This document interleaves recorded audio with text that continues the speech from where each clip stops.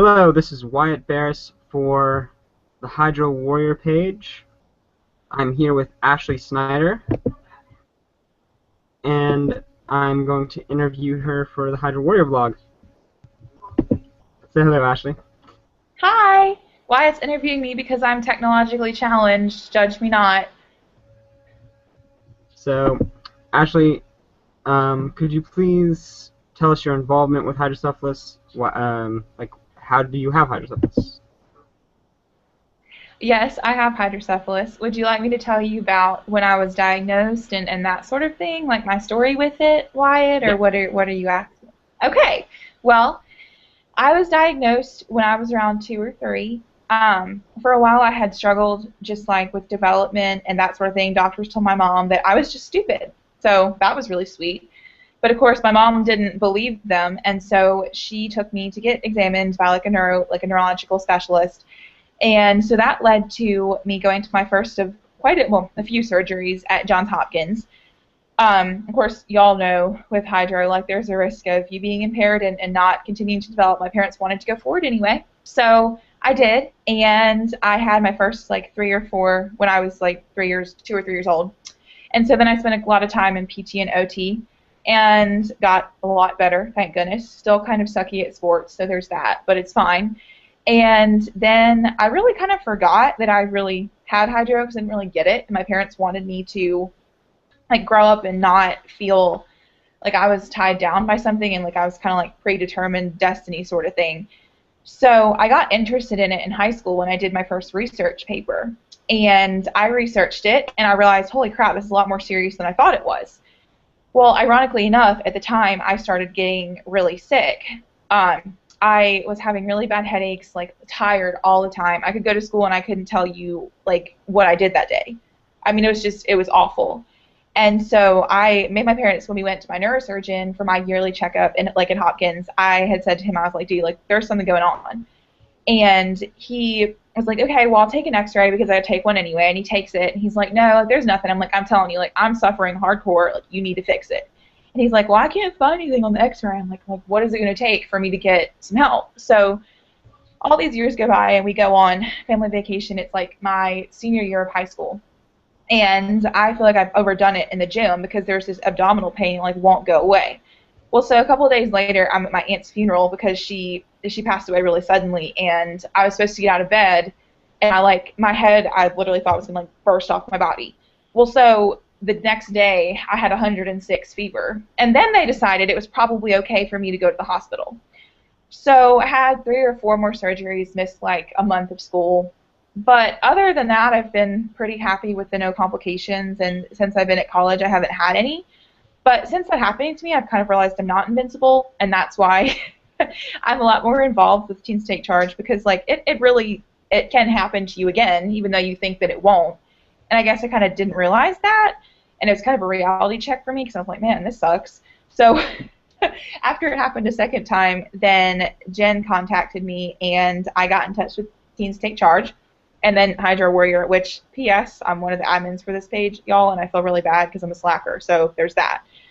But that pretty much answers your question now that I've talked for like 45 minutes. Oh, it's fine. Um, in college, what are you majoring in? What is the career that you want to go into after What college? am I majoring in? I am a communication disorders major, and I have a minor in Spanish. And I have to get my master's to get my clinical certificate of competence in speech pathology. And then I am hoping to open my own practice probably in the Florida area so that I can reach more of the Hispanic population. But I also want to build my client base at a hospital for a few years because I'm really interested in the neurogenic side of speech pathology. So that's kind of what I'm hoping to do if everything works out. Okay. Is there really anything that you hope to accomplish in the hydrocephalus community at the next conference? Oh, If you sorry, can. I didn't know if I could go or not. Um, Well, and not even just at the next conference, but in general, as I progress through my career and just in my life, I want there to be greater awareness for it as a chronic health condition. And I also think that insurance needs to cover more of long-term medical care, which I know the face of insurance is changing in our country, and I mean, various opinions arise on that, but I think it deserves more recognition as a serious medical condition, and I hope that because I will be a medical provider, I will have the opportunity to work with people on that, because there are a lot of people that could benefit from treatment. And I also think that developing new technology is something that I really hope to see accomplished in the next, whatever, 20 years, however long it takes. And also, I would like to see them push the treatment out more to third world countries to figure out a way to do that, because I'm sure, as y'all are probably aware, there are a lot of children suffering in Africa and some other impoverished nations that are going to end up passing away really young from hydrocephalus. So I would like to see it also expand. I mean, hopefully in my lifetime. I mean, trust me, Homegirl's not trying to get that done in like 2 years, but by the time I'm old, I'm hoping to see at least some of that happen, because I think it would be really positive for our community. Is there anyone in the hydrocephalus community that has really inspired you to move forward in the Teens Take Charge program, or just in general in the hydrocephalus community? Well, okay, Teens Take Charge itself inspires me to get my butt moving and be a better person, because they're all great people and they're so cool in their own ways. But honestly, going to the first conference and meeting people that had struggled a lot more than I did, like, hit me like a ton of bricks. And I will be real, the first night of the conference, I cried in my hotel room because I was like, this isn't real life. And so I think seeing that, like, I want to work on that, because it affects everybody differently, and it broke my heart. I mean, like, that's why I'm doing what I'm doing, because I want the chance to give those people the opportunity to lead a better version of their current life, because they're all rock stars regardless, but they want a better version of what they have. And that's really what inspires me to do what I do. But honestly, going to the first conference and meeting all those really great people is really what kind of convicted me to get thinking about it, because I guess you forget that it impacts people so differently when you don't see it on a daily basis.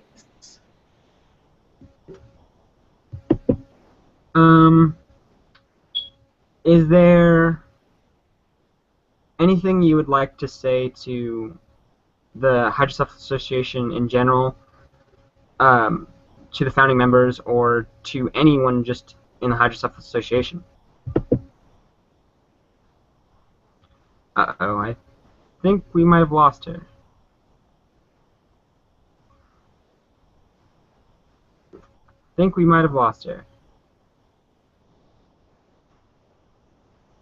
Technical difficulties.